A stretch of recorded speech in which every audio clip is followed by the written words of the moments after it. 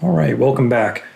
It's time to clean up and send the kit back. I know. We had a lot of fun with it, but it's time to put it back all into the case. And yeah, putting it all back into the case can be a bit of a task. It fits in here very tightly, so we're going to very quickly talk about how to put everything back into the case and how to coil the cables nicely. Yeah, okay, so let's get started. Let's start with the keyboard. We gotta unplug everything first.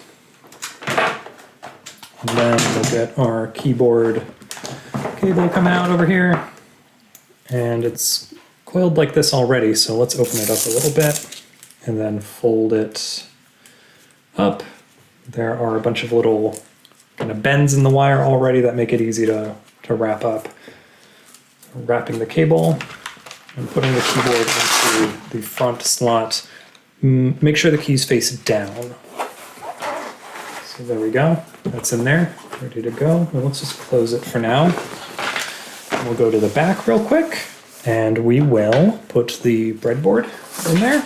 And then we will also put the manual that comes for the electronics kit in there too. Very nice. Now we'll open the case. What do we have here? So we've got our micro SD to USB adapter that goes in this pocket. We have the full-size SD to micro SD adapter, and the red SD card should be in the adapter. Also, if you put any sensitive information on the red micro SD card, be sure to wipe it. Lastly, for the pockets, we have the little fan. There you go, little fan. Okay. Mouse pad. Put the mouse pad in, well, actually we need to do the monitor first. So let's get this stuff out of the monitor. Okay, monitor goes in this way with the back facing towards you. And then this is actually kind of important. The mouse pad needs to face this way. This is usually the bottom. This is usually the part on the table. This should be touching the computer monitor, the back of the computer monitor. And that's good to go. The electronics kit we can put right here, tuck it away nicely. The folding monitor stand, put just like that, and I'll arrange this a little better for you to see. The Raspberry Pi itself can go right there. We'll need to coil the mouse up a little better, so it's mostly there. Just open up this Velcro tie and fold up the cable a little bit.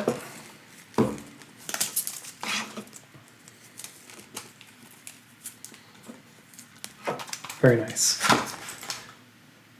And then right there, generally, we have the Nintendo Entertainment System controller that goes to USB.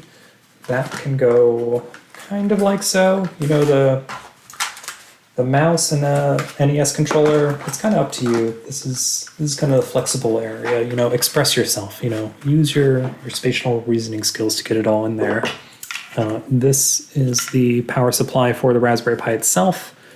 It's got this red tape on it, so you fit that in kind of like so. It's okay, it doesn't have to be perfect. We just want to get everything situated kind of snugly in there so that it survives the travel back to the studio lab. Okay, so I am uncoiling this Velcro tie, and we are going to wrap the micro HDMI to HDMI cable. Just kind of coil it in a little circle. Try and make it nice, Do your best. Now we're putting the Velcro tie on it. Very nice. Not going to put it in just yet because I forgot we got to do this power supply. Coil it up using the little bends in the cable to make it easy. And then we'll wrap it up. Okay, so this is kind of tricky, but we'll try and form like a little pairing, a little yin-yang with these two. That kind of maximizes the space in there. Hope that makes sense. I've seen other people put it in different ways, you know, but generally I like that approach.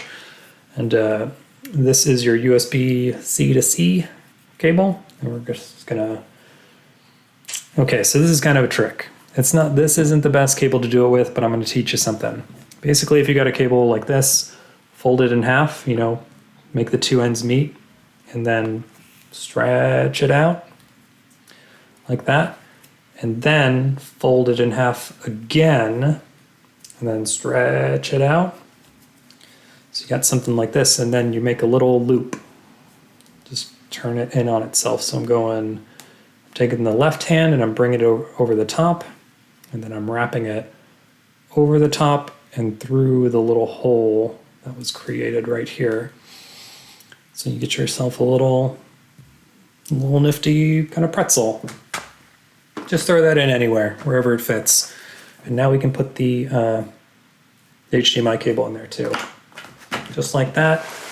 You close it up, and then if you're a total perfectionist, close it going from the top right over to the top left.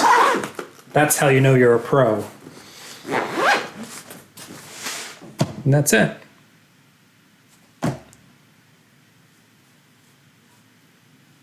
Actually, there's one more step. Yeah, that's right. So let's talk about putting it back in the box. Oh yeah, I hope you hold on to the box. Okay. Take out your shipping label, keep it off to the side. Take your Raspberry Pi kit and put it in kind of snugly. This is a point where your plastic tag could break pretty easily, so be very aware of it, you know. Set it in gently, like so, just like that. Okay, one more thing. Take this lid, open it. Oh, Studio Lab sticker, gotta put that back in there. And then take the USB cable and put it off to the side somewhere. You kind of have to do that so that we can have a perfectly flat top. This is a very tight package. Then you close it like that. You tape it right there. You take the shipping label, you put it on top, and you tape, tape, tape until the entire surface of the shipping label is protected from the elements. And then you can take this to your UPS store and drop it off there, or you can schedule a UPS pickup, and I'm happy to help you do that. This will not fit in a UPS box. I've tried, it just doesn't fit. So that's it. Yeah, feel free to email me with any questions or concerns or problems you're having with shipping, but that's about it. I'm looking forward to getting the kit back. Thanks for checking it out. I hope you had a good time.